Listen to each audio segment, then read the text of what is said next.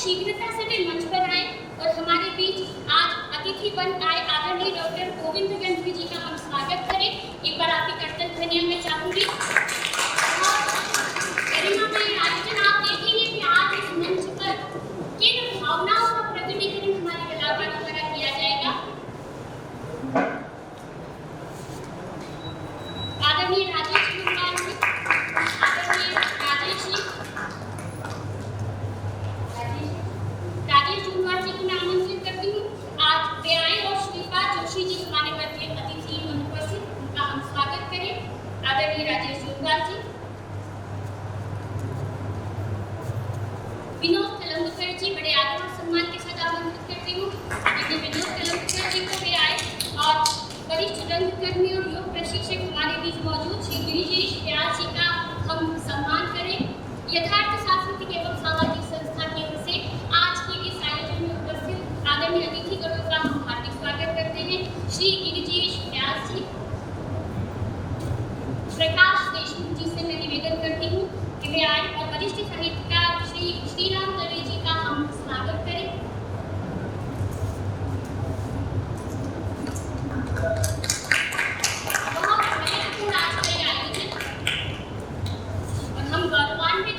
महसूस कर रहे थे कि विद्वजन आज हमारी मंजिल पर थे। यथार्थ सांस्कृतिक एवं सामाजिक समिति की ओर से सभी अतिथिगणों का हार्दिक स्वागत, वंदन,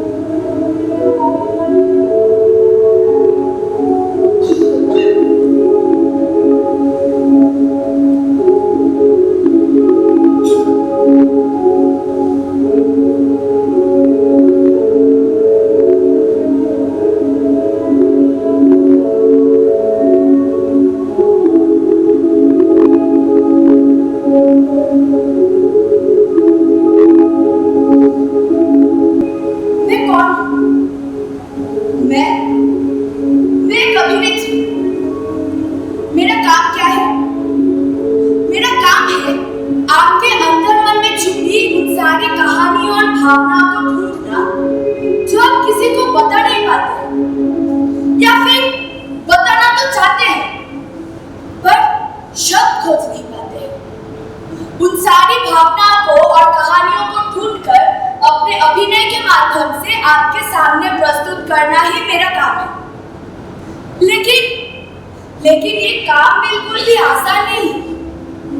उन सारी भावनाओं को जीवन दान करने के लिए मुझे उन्हें जीना पड़ता है, तब जाके मैं आपके सामने उन्हें प्रस्तुत कर पाती हूँ।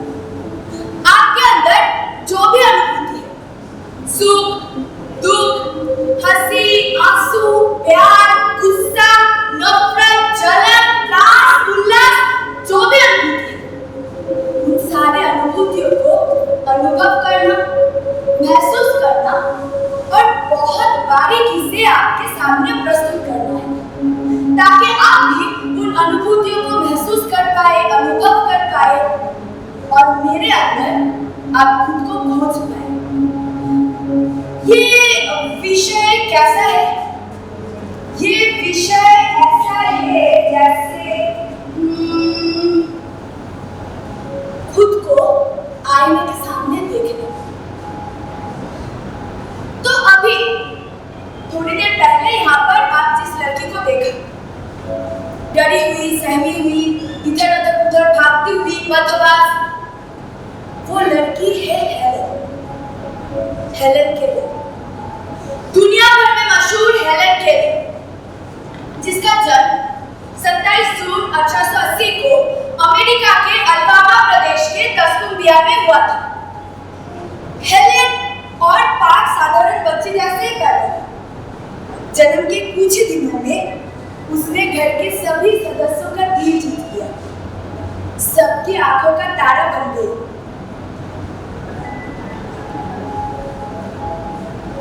हेलन में एक अद्भुत खूबी थी।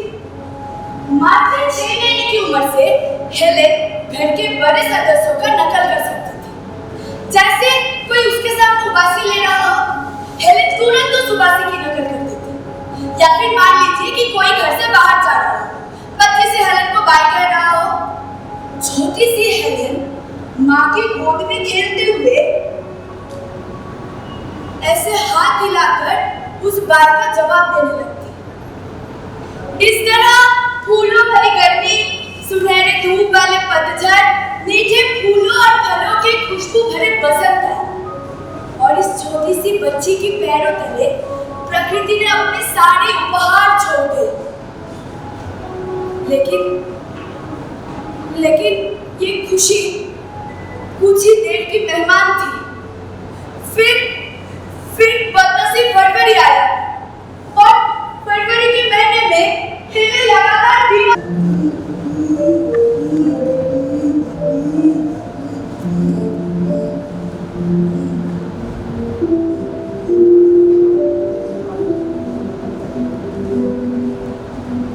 गहरे अंधकार में डूबे हुए दिनों में मेरी जिंदगी की हमेशा साथ देने वाला में से थी मेरी माँ एला, मेरी नर्स, जो मेरा देखभाल करती थी। बचपन में मुझे जब कुछ चाहिए होता था और जब मुझे वो नहीं मिलता था तो मुझे बहुत गुस्सा आता था। मेरा ये सारा गुस्सा सिर पिटाई के रूप में मेरा पर करता था। बाद में मुझे थोड़ा बुरा भी लगता था, लेकिन मैं ये काम बार बार दोहराती थी। और थी माता, हमारे कुक की बेटी। पता नहीं कैसे, पर वो हमेशा समझ लेती थी कि मैं क्या कहना चाहती हूँ। मैं उस पर थोड़ा अधिकार जताती, उसको परेशान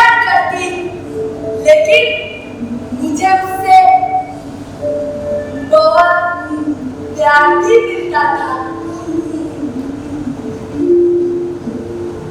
और था मेरा पालतू कुत्ता। मेरा पूरा दिन उसको ये समझाने में बीत जाता था कि मैं क्या कहना चाहती हूँ। पर वो बहुत आलसी कुत्ता था, इसलिए मेरे सारी कोशिशों को अनदेखा करके एक करवट बदल के सो जाता था।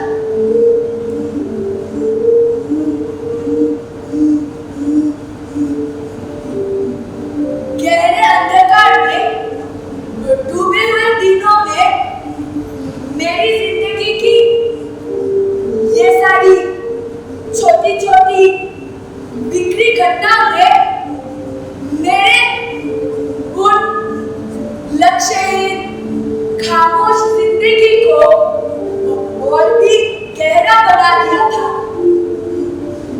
मैं अभी आपको मेरी बचपन की एक घटना बताती हूँ। एक बार खेलते हुए मैंने अपने स्वेटर को गीला कर दिया था। उसको सुखाने के लिए हमारे लिविंग रूम के फायरप्लेस के पास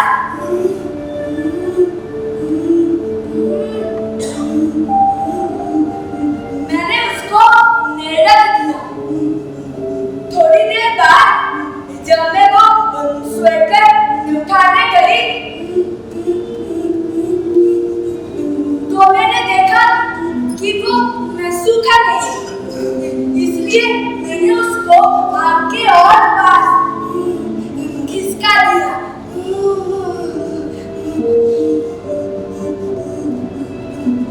थोड़ी देर बाद फिर से जब मैं वो उस जहाज के पास कोई कॉम्पस नहीं है, उसको नहीं पता किनारा किस तरफ है, किस तरफ जाना है, बस बह रहा है लक्ष्यहीन, दिशाहीन। मेरी टीचर मेरी जिंदगी में आने से पहले मैं भी उस जहाज की तरह थी, लक्ष्यहीन, दिशाहीन, अंधेरे से डूबी हुई, अवसाद से घिरी हुई एक खामोश बच्ची।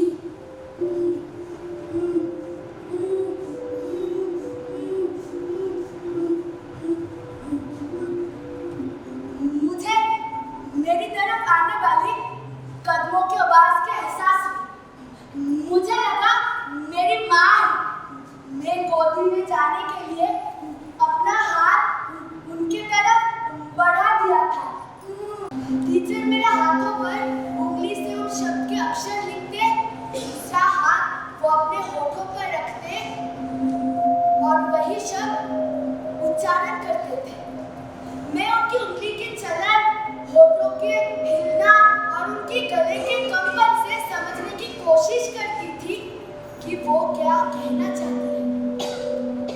स्पष्ट तो नहीं, पर मैं अब बोलने लगी थी। मेरे मन में एक आशा थी कि कुछ ही दिन में मैं दूसरों जैसे बात कर पाऊंगी। मेरी जिज्ञासा दिन पे दिन बढ़ते गई और इस जिज्ञासा को मिटाने के लिए टीचर तरह तरह के प्रयोग करने लगी। इसी तरह एक दिन वो मुझे नदी के किनारे ले गई।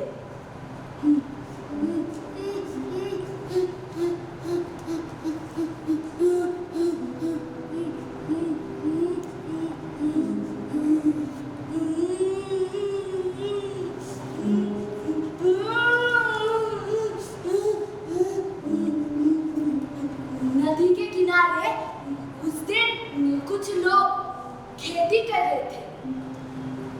टीचर मुझे समझाने लगी कैसे एक छोटी सी बीज से एक बड़ा सा पेड़ आता है। हम इंसानों को, बाकी प्राणियों को खाना कहाँ से मिलता है? गणित के सूत्रों या पृथ्वी की आकृति कैसी है? इसके पहले मुझे ज्ञात हुआ इस प्रकृति के बीच छुपी हुई पृथ्वी की सुंदरता का रहस्य।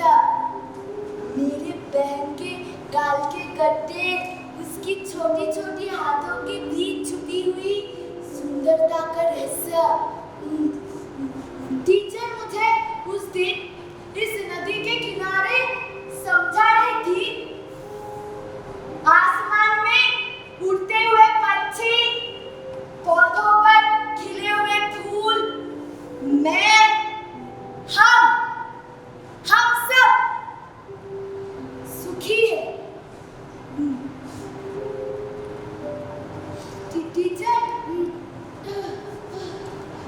टीचर मुझे घर ले जा रही थी। रास्ते पर उन्होंने मेरे हाथों पर कुछ फूल दिया और हाथों पर लिखा I love health।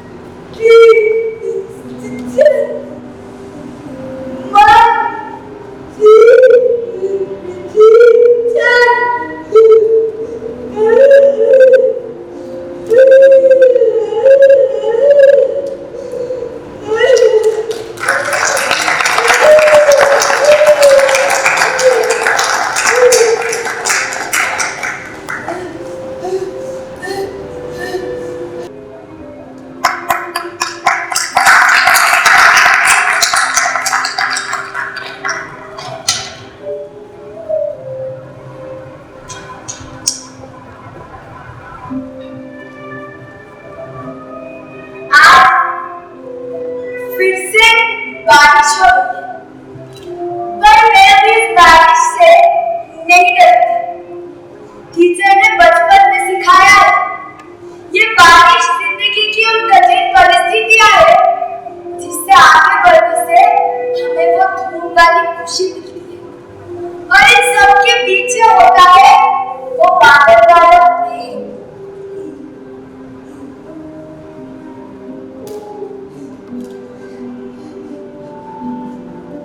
सोचकर भी अजीब लगता है, छोटे बच्ची बचपन में पूरी दुनिया से भागती थी, डरती थी, छुपती थी, आज मैं अंधी और बहरे होने के बावजूद ग्रेजुएशन करने वाली पहली लड़की बनी।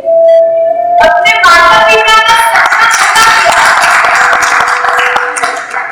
जो कभी किसी को कुछ सपना नहीं पाती थी, आज मैं दुनिया के अलग अलग देशों में घूमकर अपने जैसे हजारों लोगों से मिलकर उनको अपनी कहानी सुनाती हूँ, उनकी कहानी सुनती हूँ। जैसे टीचर ने बचपन में कहा था, आसमान में उड़ते हुए पंछी, पौधों पर खिले हुए फूल, मैं, हम सब सुखी है। वही मत मैं उनको भी सुनाती हूँ, मैं उनको समझाती हूँ, हम अलग जरूर है, असक्षम नहीं है। चारों तरफ की पवित्र प्रकृति हमें चीख चीख कर कहती है, क्या ही है प्रेम, दृष्टि और रोशनी, क्या ही है प्रेम, दृष्टि और रोशनी, क्या ही है प्रेम,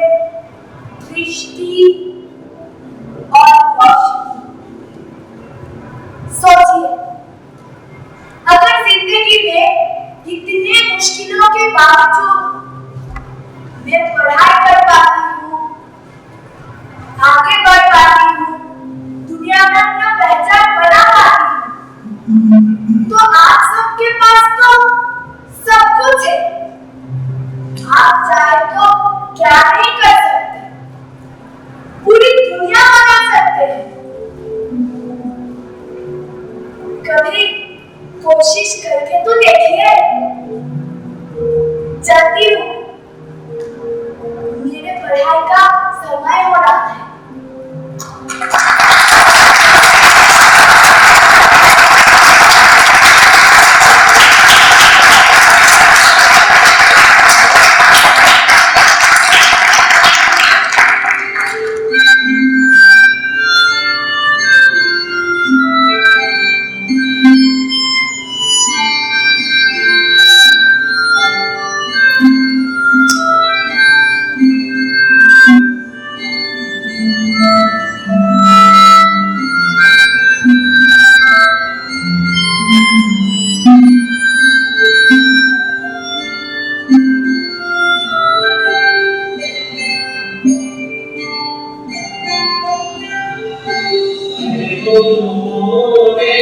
आज मेरे टीचर नहीं आए।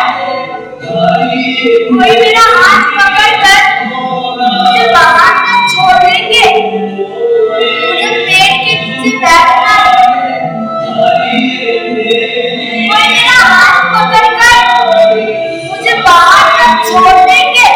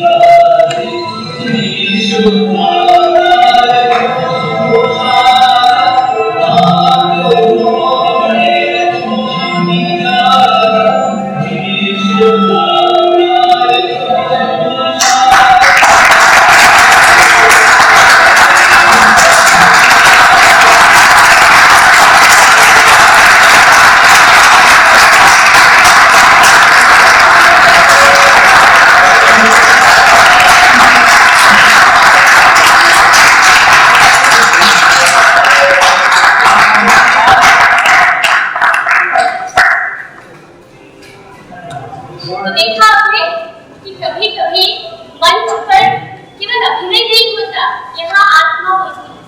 और देखा आपने कि कभी कभी मानवीय संघर्ष को व्यक्त करने के लिए शब्दों की नहीं बल्कि संवेदनाओं की आवश्यकता पड़ती है। आज हेलेन केलर के अंतर्गत उसके क्रोध, उसके अवसाद, उसकी खुशी, ज्ञान के प्रति उसकी ललक, उसके आत्मबल को इतने अपने सशक्त अभिनय से इस मंच को जीवंतता प्रदान की। ऐसे ही हम इनकी खोज के लिए बेचाते हैं।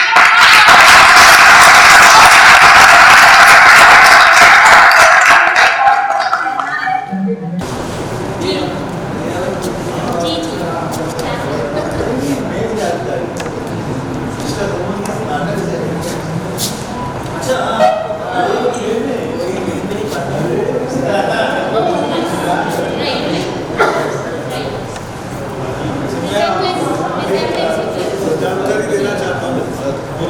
काम कर रही है ऐसे लगभग अभी 6-7 लोग मेरे इस प्रोसेस पे काम कर रहे हैं और इस प्रोसेस का नाम मैंने रखा है एक्टर स्टार्टअप। तो जो लोग थिएटर से जुड़े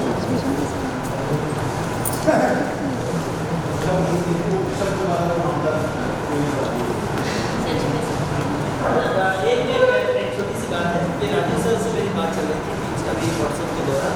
तो उनका एक अच्छा सुझाव था कि अगर इसके बाद अगर चर्चा हो जाए, अगर आप अभिनेता या निर्देशक से कोई संवाद करना चाहते हैं तो उसके लिए इस नाटक के संदर्भ में किसी भी तरह का आप सवाल आप कर सकते हो मेरे से या लोगों से, प्रोसेस के बारे में या इसके अभिनय के बारे में या क्यों इस तरह का प्रोसेस चुना उसके बारे में। अगर आपका कोई सवाल हो या कोई शंका हो आप पूछ सकते हो। क्या इस तरह के ये जो नाटक है फॉलोमी हियरिंग इम्पेयर्ड या ब्लाइंड के साथ भी कर रही हैं उनके स्कूल्स में जाके? जी, अभी इसका जो अगला फेज है इस नाटक का कि जो बच्चे सुन नहीं सकते या देख नहीं सकते या बोल नहीं सकते, उन बच्चों के बीच में ये प्रस्तुति किस तरह से हो सकती है, क्योंकि वो अलग अलग तरह के बच्चे हैं। डिवाइस तो वो एक डिवाइस पे काम चल रहा है। इसके बाद आने वाले कुछ दिनों में उसके ऊपर भी खोलते हैं इस नाटक को देखें। इस तरह से, क्योंकि जो आपने भी देखा कि जो लाइट्स हैं, मगर ये इसका 45वां शो था। बाकी सभी शो जो है ओपन में स्कूल ग्राउंड के अंदर बच्चों के बीच में किए। तो वो कि अंधकार से प्रकाश की ओर जाने का कोश हमने सुना भी और देखा भी। अपने अभिनय के कई रंग दिखाए, तो लाइव मैनेजमेंट का नाटक है। बहुत अच्छा, बहुत अच्छा। मैं चाहूँगा कि यहाँ उज्जैन में सेवाधाम आश्रम है, जहाँ कम से कम 800-900 बच्चे इस प्रकार हैं। जी बिल्कुल, मैं अगली लेकिन बार जाकर के बताएं, एक भी बच्चा यदि इनसे प्रेरणा लेगा तो इनका साथ असल में नाटक एलन टेलर का जीवन का जब वो सुनने लगा, जब वो समझने लगी बातों को, उसके बाद उसके जीवन का पूरा लक्ष्य यही था कि वो दुनिया भर में घूमे, अपने जैसे बच्चों को प्रेरित करे। और अगर आप उनकी आत्मकथा पढ़ेंगे तो उन्होंने लाखों बच्चों को इंस्पायर किया, पूरी दुनिया में घूमी है, भारत में आई है, भारत में कई बच्चों को इंस्पायर किया है। तो कोशिश है अगली बार और भी वैसे बच्चों के बीच में जाकर या स्क्रिप्ट से संबंधित मेरा एक निवेदन है जो युवा कर्मी यहाँ पर हैं। जैसे आपने देखा कि अभिनय करने के लिए तो केवल एक अभिनेता चाहिए, एक मजबूत कहानी चाहिए और उसे देखने वाले कुछ दर्शक चाहिए। तो जो इस आज वर्तमान समय में नहीं कर पा रहे हैं, अगर हमारे पास हॉल भी नहीं है, स्पेस भी नहीं है, तब हम नाटक कैसे करें? और बैठे रहने की बजाय अगर हम कोई अच्छे विषय को लेकर दर्शक हर जगह, हर कहीं आप कहीं भी चले जाएं, आप खुले मैदान में चले जाएं, वहाँ दर्शक मिलेंगे। तो युवा जो साथी हैं, अगर आप चाहें आप मुझे कॉन्टैक्ट करें, मैं खुद आकर आपके साथ मेरे जो अनुभव है इस प्रोसेस, इस फॉर्मेट को लेकर मैं साझा करना चाहूँगा।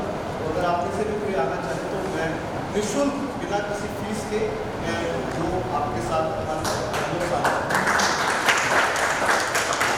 एडप्टेशन किसने किया है? एडप्टेशन सारा रिसर्च वो इसका है, सिर्फ डिजाइन और डायरेक्शन। बहुत बढ़िया मैसेज है बच्चों के लिए। 2 साल की रिसर्च के बाद ये प्रोसेस है। धन्यवाद। आप सभी लोगों का बहुत बहुत आदरणीय का प्रेम हमेशा हमारी संस्था में बना रहता है।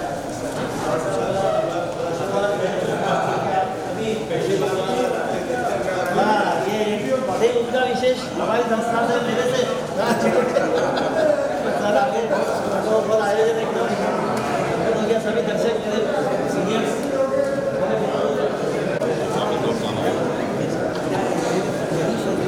आप समझते हैं।